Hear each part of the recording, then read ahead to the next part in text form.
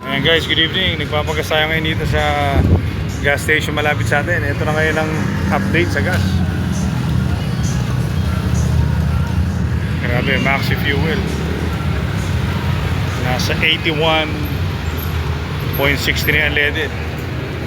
Pero syempre kailangan natin magpagas. So yun. Pero syempre bawas na ngayon ang mga lakad natin. Tipid-tipid din pag may time. So yun, just wanna do this quick vlog para i-update ang pagtaas ng presyo ng gasolina. So yun, hope nasa maayos kayong kalagayan at enjoy the rest of the day. Bye bye. Sa gas dito sa may E. Rodriguez, ang kanilang gas dito ay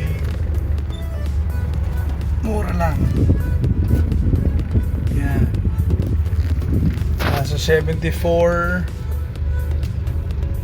ang kanilang unleaded. So ang dami nakapila.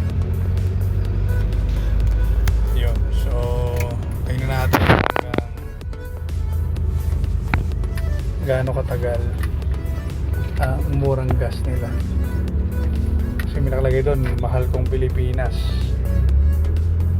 So feeling ko medyo yung gas station is patriotic. So mababa sila, pinakamababa, pinakamurang gasolina nagbebenta ngayon sa lahat na nakita natin.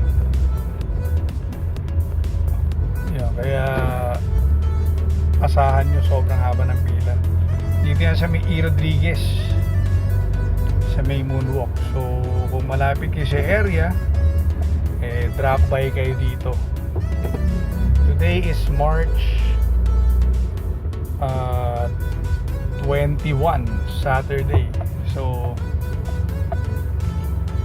pag malapit kayo, pumunta na kayo dito para makapagpa full tank. Medyo makatipid-tipid ng kahit papano. So yun lang guys. So yeah, see you again. Bye bye.